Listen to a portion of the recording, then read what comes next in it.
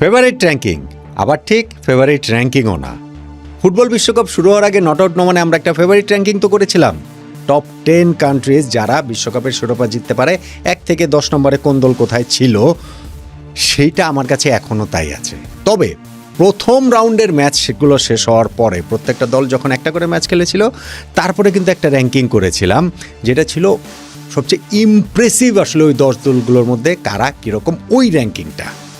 এখন তো প্রত্যেকটা দল দুটো করে ম্যাচ খেলেছে, আবারও যদি একটা র্যাঙ্কিং করি তাহলে আগেরটাতে কিন্তু ব্যাপক ওলটপালট হয়ে যাচ্ছে। আমার ফেভারিট র্যাঙ্কিং কিন্তু বদলাচ্ছে না। আমি বলছিলাম, আগেও বলেছি যে ওয়ার্ল্ড কাপের গ্রুপ স্টেজ শেষ হওয়ার পরে আমি আরেকটা ফেভারিট র্যাঙ্কিং করবো। ধরুন ওয়ার্ল্ড কাপ শুরু হওয়ার আগে আমার যে ফেভারিট র্যাঙ্কিংটা ছিল তাতে 1 নম্বরে ফ্রান্স, 2 নম্বরে স্পেন, 3 নম্বরে আর্জেন্টিনা, 4 নম্বরে পর্তুগাল, 5 নম্বরে ইংল্যান্ড, 6 নম্বরে ব্রাজিল, 7 নম্বরে জার্মানি, 8 নম্বরে নরওয়ে, 9 নম্বরে মরক্কো, 10 নম্বরে নেদারল্যান্ডস। আমি কিন্তু ওই র্যাঙ্কিংটা এখনও রাখছি।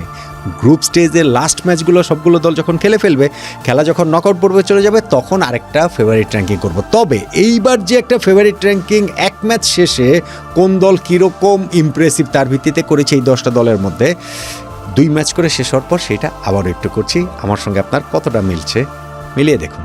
আমার এই র্যাঙ্কিংটাতে 10 নম্বরে মরক্কো, যারা প্রথম রাউন্ডের ম্যাচ শেষের র্যাঙ্কিংটাতে 5 নম্বরে ছিল। এই ম্যাচটাতে কিন্তু তারা জিতেছে। সেকেন্ড ম্যাচটাতে তারা হারিয়েছে স্কটল্যান্ডকে 1-0 গোলে, তবে সেইখানটাতে মরক্কোকে খুব ইমপ্রেসিভ লাগেনি। প্রথম ম্যাচটাতে ব্রাজিলের বিপক্ষে 1-1 গোলের ড্রতেও তাদের যতটা ইমপ্রেসিভ লেগেছে, এইখানে হয়তো ততটা লাগে না। আর অন্য দলগুলোর হিসাব নিকাশও তো আছে, যেই কারণে আমি আশরাফ হাকিমের এই মরক্কোকে 10 নম্বরে রাখছি। 9 নম্বরে নরওয়েকে কিন্তু খুবই ইমপ্রেসিভ লেগেছে এই রাউন্ডের ম্যাচটাতেও, যেখানে সেনেগালকে তারা 3-2 গোলে হারিয়ে দিয়েছে। আর্লিং হাল্যান্ড 2টো গোল করেছেন। প্রথম ম্যাচটাতেও যেমন ইরাককে 4-1 গোলে তারা হারিয়েছে, সেখানেও হাল্যান্ডের 2 গোল ছিল। এখন আমি আগের ফেভারিট র্যাঙ্কিংটাতে, মানে ওই যে 1 রাউন্ড শেষে, সেইখানে নরওয়েকে 6 নম্বরে রেখেছিলাম, এখন তাদের পিছিয়ে 9 নম্বরে নিয়ে আসছি। এইটাতে নরওয়ের আসলে অতটা দায় নাই, অন্যান্য দলগুলো আরও ইমপ্রেসিভ বলে আমার কাছে মনে হয়েছে, যেই কারণে হাল্যান্ডের নরওয়েকে পিছিয়ে আমি 9 নম্বরে নিয়ে যাচ্ছি। 8 নম্বরে নেদারল্যান্ডস, ভেরি ইমপ্রেসিভ। এই রাউন্ডে তারা হারিয়ে দিয়েছে সুইডেনকে, সেইটাও 5 গোলের ব্যবধানে। প্রথম ম্যাচটাতে তারা জাপানের সঙ্গে যে 2-2 গোলে ড্র করেছিল, ডাচ টিউলিপ কিন্তু ফুটে উঠেছে সুইডেনের বিপক্ষে দুর্দান্তভাবে। আমি তাদেরকে আগের র্যাঙ্কিংটাতে 9 নম্বরে রেখেছিলাম প্রথম ম্যাচ শেষে জাপানের সাথে 1-1 গোলের ড্রর পর। এখন সুইডেনের সাথে এত ইমপ্রেসিভ একটা ভিক্টরির পর যদি একটু না এগোই তাহলে আর কিভাবে হয়, তাদেরকে 8 নম্বরেই রাখছি। আরও একটু এগোতে পারতাম, কিন্তু অন্যান্য দলগুলোর কারণে আসলে নেদারল্যান্ডসকে এইখানটাতেই রাখতে হচ্ছে। 7 নম্বরে বড় একটা চমক, ইংল্যান্ড 7 নম্বরে চমক কেন?